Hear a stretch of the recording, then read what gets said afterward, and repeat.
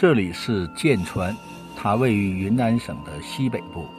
是大理白族自治州的下辖县。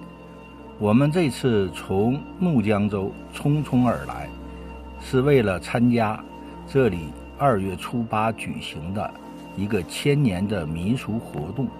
叫游太子。剑川是一个历史非常悠久的古城，它是南丝绸之路的一个重要的节点，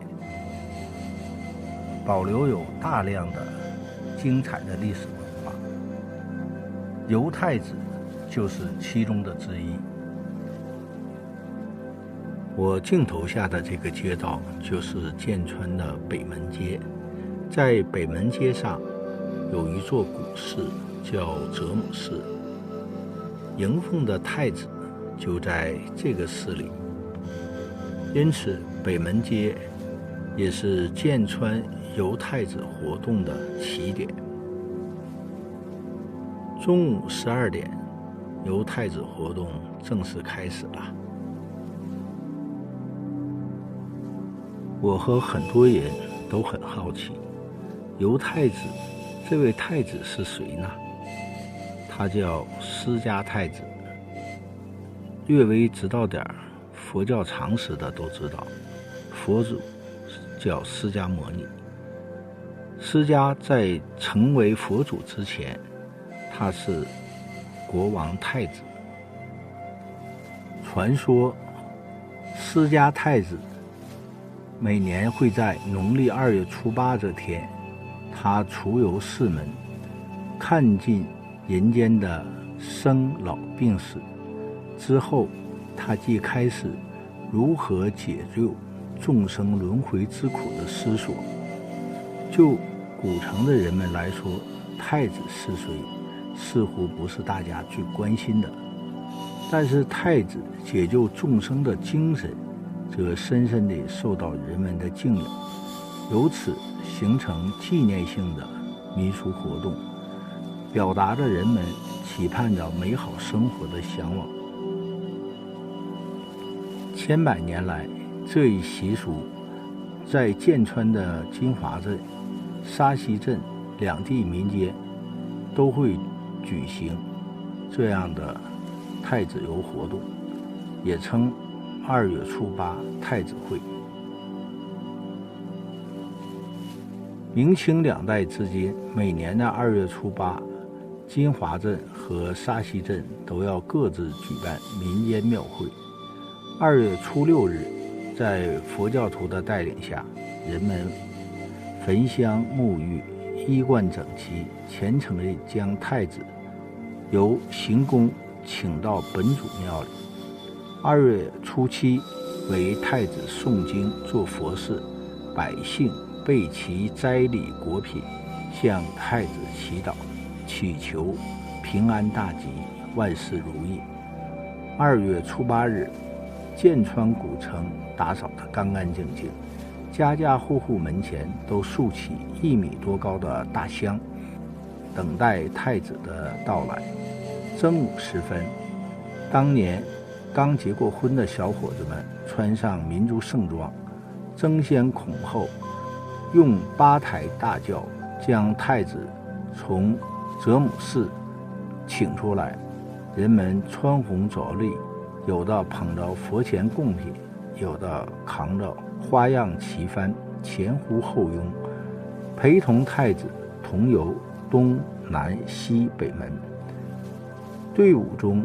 一对装扮得十分艳丽的童男童女背着大红印，有的由家人扶着骑上大红马，有的由家人推着坐上轮车，随同太子游四门。游行的队伍在民间的狮队、龙队、舞队的引领下，边舞边行，浩浩荡荡，沿街巷穿行。每当太子到了居家门口，立时点燃高香，鞭炮齐鸣。今年的游太子活动是在经历了疫情3年之后最隆重的一次民间民俗活动。活动的起点从北街门开始，然后一路向北，再折向南，经过西门街，进入到东边门，然后折向南，再由东门街进入到建阳楼文化广场，再由建阳楼折向南，由南再向北，穿过早街，返回到北门街。整个活动时间历时4个多小时。对于我这个年龄的人，走的是腰酸水疼，而队伍中大多数都是70、80岁的老人，尤其是手拿着供果的那些妇女们，她们真的是很辛苦，也非常的虔诚。这就是犹太子活动的一个特色。我除了跟随队伍边排边行之外，另外还忙里偷闲，利用无人机的上帝视角，对整个犹太子活动做了一次详细的记录，就通过这个视频向大家做以分享。剑川是有名的南方丝绸之路和茶马古道上的商贸重镇，是云南的文明之源，稻麦服种的源头，见证着多民族文化交流融合，多元文化在此汇集沉淀，具有历史文化名城应有的重要历史文化要素。每年开春的2月初8太子会是剑川古城最为热闹的日子，精彩纷呈的民间文艺展演，这天更是白族服饰的汇集日，各种绚丽多彩的白族服装都亮丽登场，真的是难得一见。剑川的2月8承载着农耕文明的历史，镌刻着人们的乡愁记忆。这一集的视频我就向大家介绍到这儿，您的关注、点赞、点评、转发会让我的分享更精彩，咱们下一集见。